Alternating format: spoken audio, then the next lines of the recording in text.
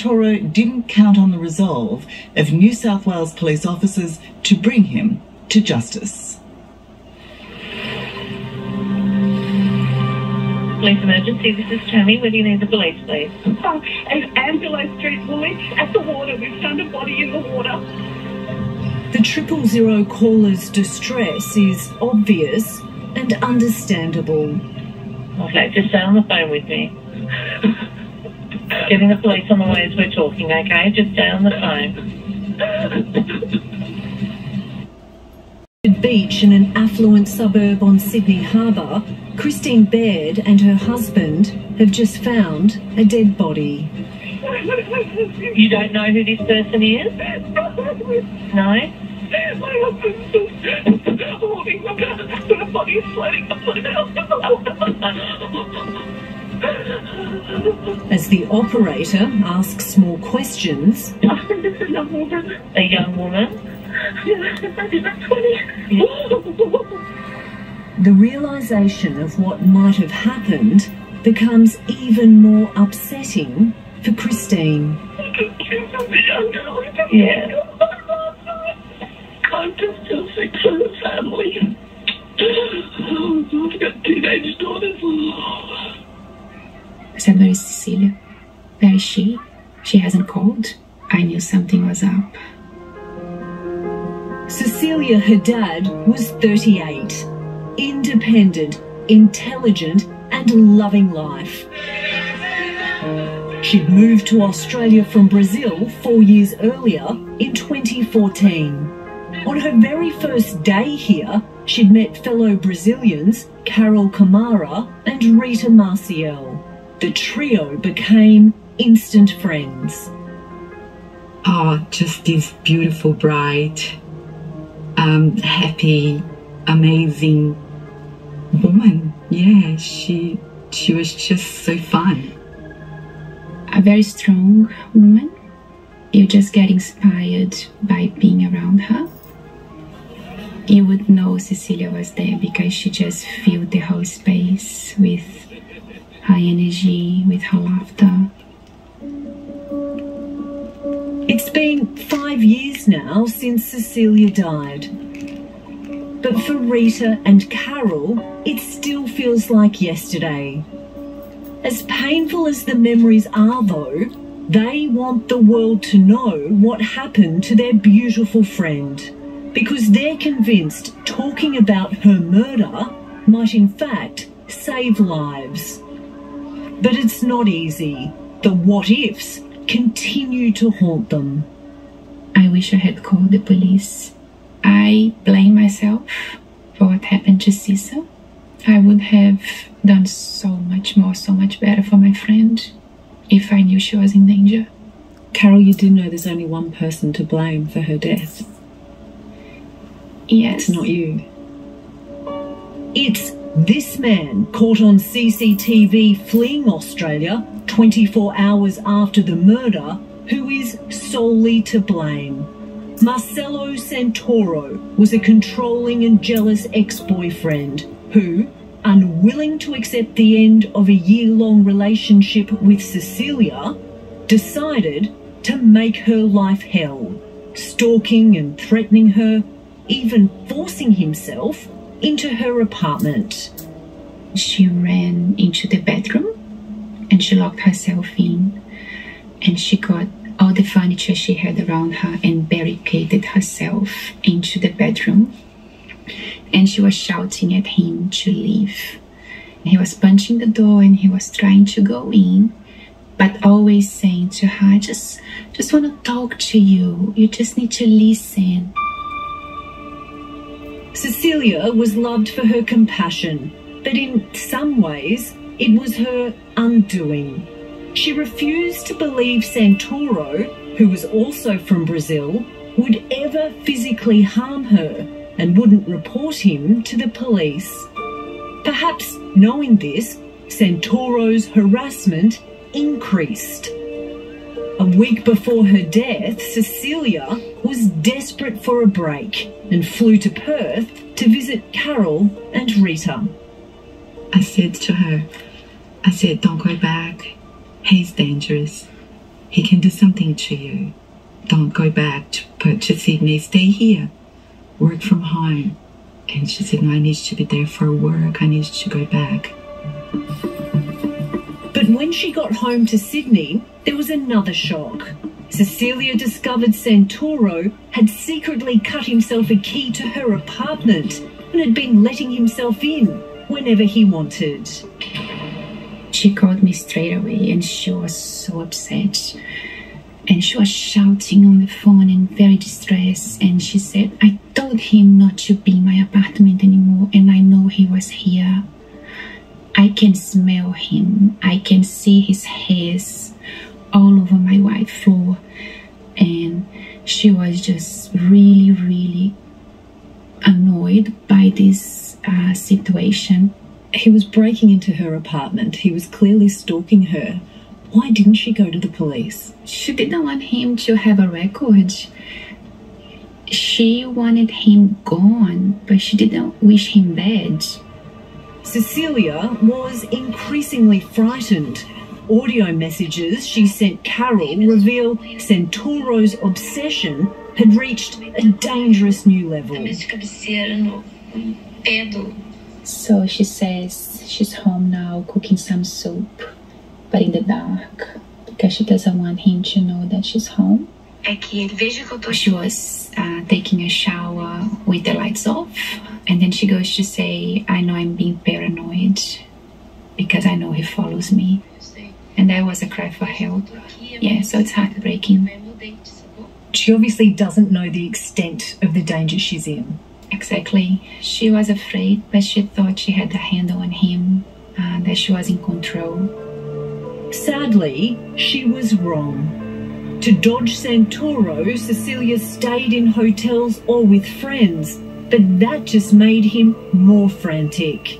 The day before she was murdered, CCTV cameras captured him leaving his home and making repeated visits to Cecilia's apartment.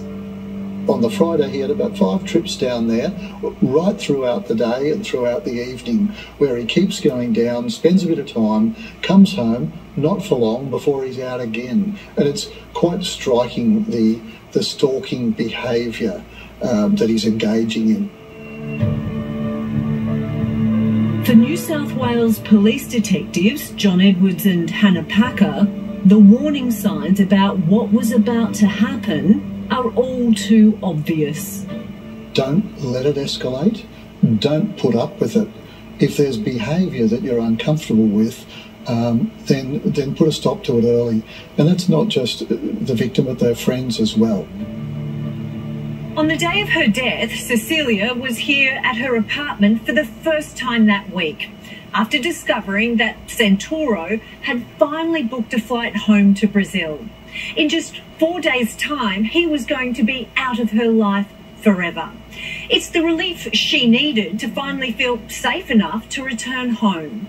Tragically, it would prove to be a fatal decision. One of the last things she said to me was, I will drive him to the airport. And I said, are you insane? Are you crazy? You're going to drive this man to the airport? And then she said, you don't understand, Carol. I need to see his back when he walks through that gate. I need to see him gone because I'll be free. She was a very strong woman, but in the end, her strength became her weakness. Absolutely. Cecilia would look after many people, but she obviously didn't look after herself enough. At 7:30 on the morning of April the 28th, 2018, Marcelo Santoro left his home and walked 10 minutes to Cecilia Haddad's apartment. He knew she was there. He buzzed in the apartment to try to come up, and she said to him, you're not coming up. I'm not talking to you. Just go. I don't want to see you. And he wasn't taking it. He was not taking no as an answer. Santoro hung around Cecilia's apartment block for a few hours before finally just after 10 a.m, he used his newly cut key to gain access. By 7 minutes past 10, police believe Cecilia was already dead. And finally, I get this message, Carol, they found the body. And my world just stopped.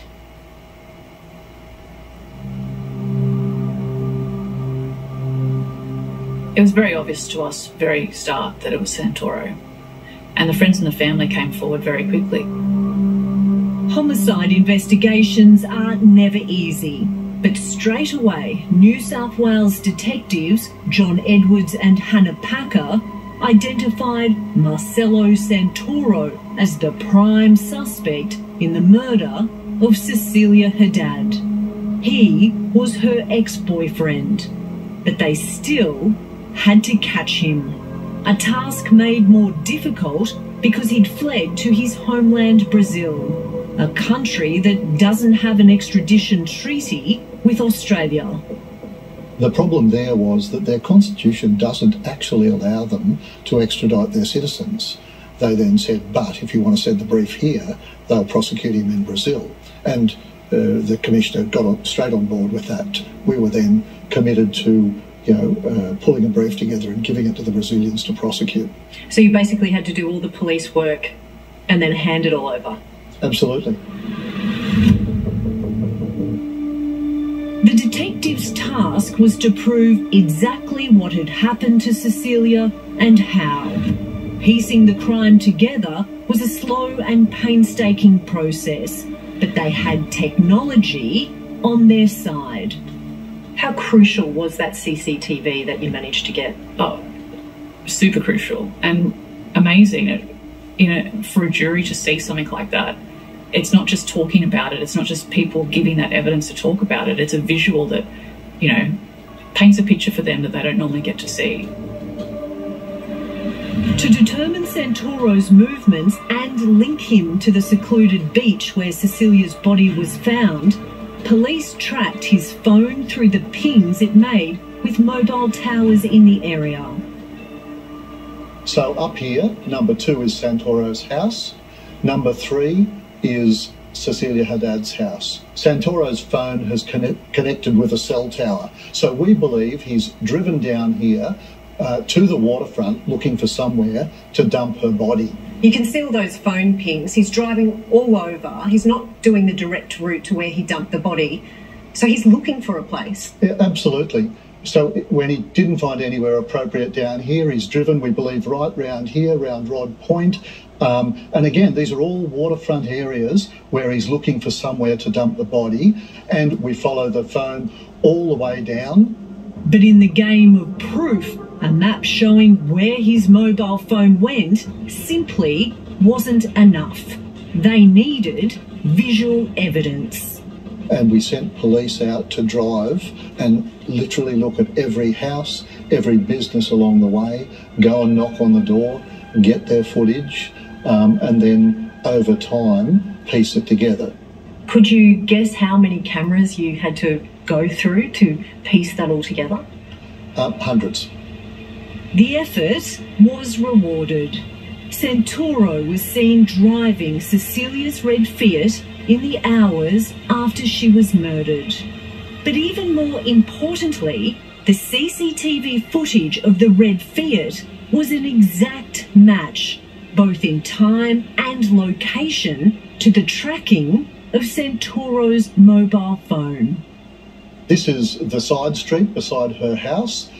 You'll see that's her car coming around the corner. And that's the first time we actually see the car on this evening. As it drives along, it goes past a series of cameras. So this is Santoro driving Cecilia's car with her body in it? Yes, we believe so, yes. There it is very clearly. The last shot we get of the car is that one. It's the second car there following along, coming round the pub. Just a few hundred metres down the road, Santoro dumped Cecilia's body at around 7 p.m, 9 hours after he killed her. Within 20 minutes, he was home again, but what he did next was even more staggering. CCTV cameras at Santoro's home recorded his every move. This is back at Santoro's house. You can see him here. He's walking across his forecourt and you can see the wet footprints that he's leaving behind. He's left his shoes on the beach and he's walking in wet socks, and which you can see on the video as it goes through. So that's the forecourt of his premises. He then walks around the back. There's another camera and you can see him here. He's walking to the door of his unit. He's just opened the laundry door here and you can see he strips all his clothes off, puts them in the washing machine. He's trying to get rid of any evidence. Any evidence that there may be on them. You know, that was a real, we've got him moment. And he would have had no idea that that camera was there. I believe clueless to the fact the camera was there. But Santoro was clued in on some things. He used Cecilia's phone to text messages to some of her friends saying she was going to the Blue Mountains.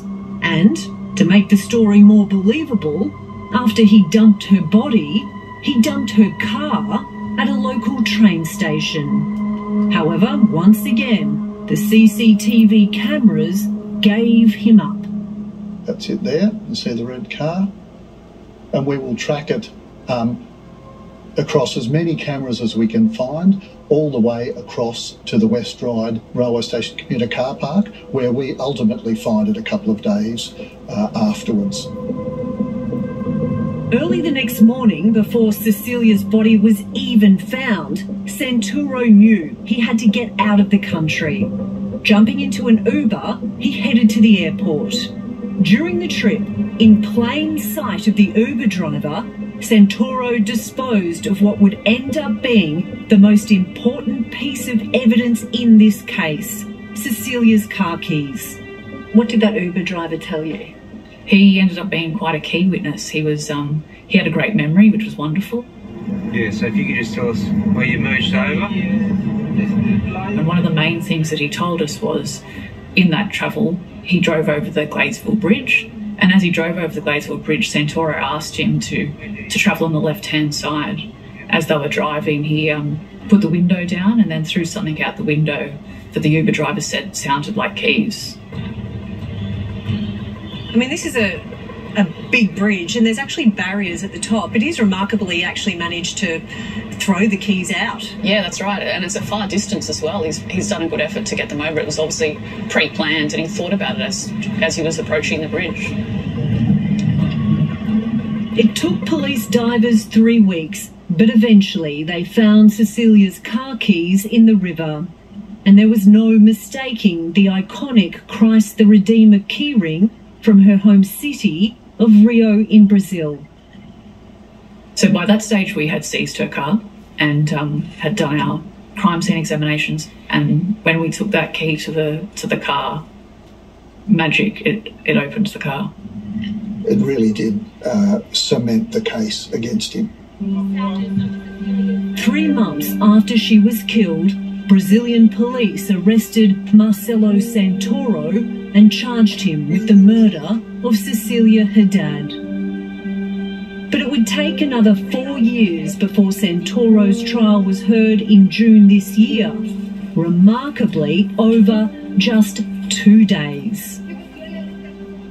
Hannah, what was it like dealing with the Brazilian court system? We were told that it would probably be wrapped up in 1 day, possibly 2. Something like this in Australia would have been weeks, possibly months, going through that evidence. We're a jurisdiction that every witness comes forward and gives that evidence, whereas in Brazil, John and I were able to give a lot of that evidence and provide a lot of that evidence because of what we knew about the job. I think on the first night we were there till midnight, and the second day till 2 a.m. in the morning by the time we had a result. During the trial, run largely on the evidence collected by New South Wales police, Santoro ended up confessing to killing Cecilia, but claimed he didn't mean it. The jury didn't believe him though. He was found guilty of murder and was sentenced to 27 years in jail. For Cecilia's best friends, Carol Camara and Rita Marciel, that wasn't anywhere near long enough. Yeah, he took away many lives. The life of a daughter, a life of an auntie, a sister, a friend that we're never gonna have back. I cannot see him regretting that. You don't think he has any remorse? No. No. What he regretted was to be caught. So we saw no sorrow in his words. He wasn't apologetic. He was just what he is. He's a coward. He's a horrible person. And he's exactly where he deserves to be. Understandably, Cecilia's death has left everyone who loved her heartbroken. But 5 years on, Carol and Rita say there are still questions that must be answered.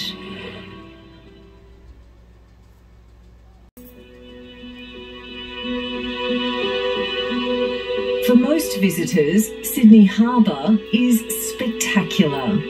But not for Carol Camara and Rita Marciel, who've travelled here from Perth. For them, it's a place of sadness, where their best friend, Cecilia Haddad, was murdered by her ex-boyfriend, Marcelo Santoro. Sydney is just where she was taken from us. And coming back here, it's something that we must do to find closure and be able to move on. We haven't been given an opportunity to grieve our friend. I think of her floating on that river at night by herself and dying on the hands of that man. I cannot pass that moment. I cannot move forward. Coming to the secluded beach where Cecilia's body was discovered is important. Carol and Rita need to grieve. Just had to think of her here by herself. In the dark, left alone. But they also want to meet someone they consider very special. Police emergency, this is Tammy. Where do you need the police, please? At the water, we've found a body in the water. Christine Baird made the 000 call after finding Cecilia.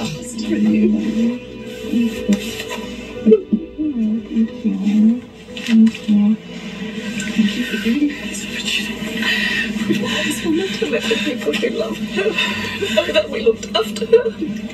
And the care she showed still means the world to Carol and Rita.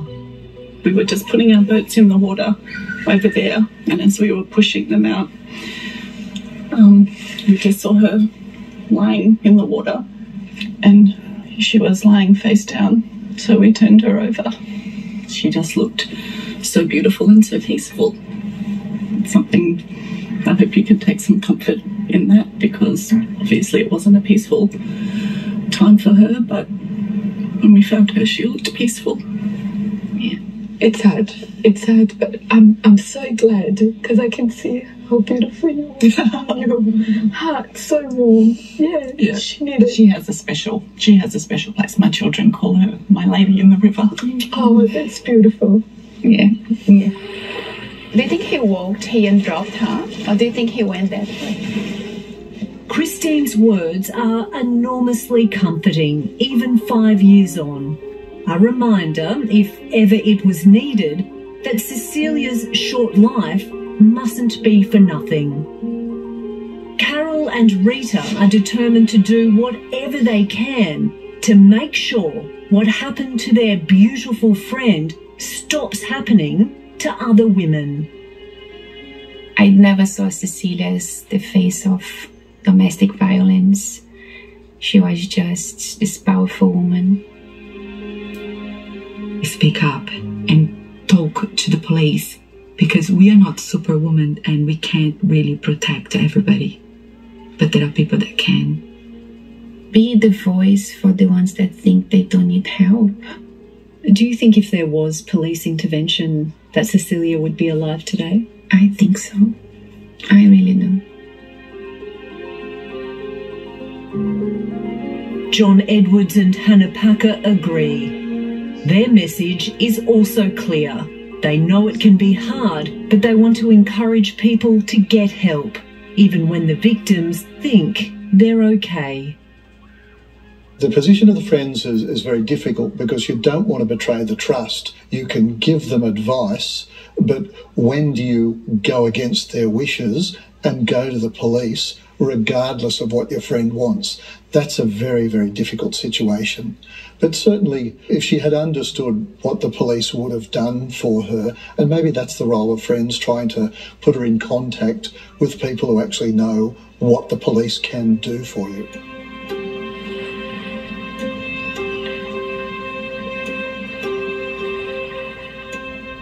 There is not a day that goes by that I don't think what Cecilia would be doing.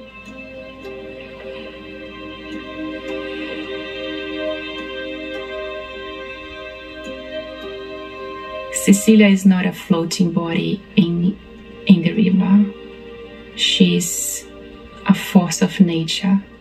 She's someone that you need to look and think of as an amazing, amazing person that came here to teach us so many lessons and will be forever loved by us.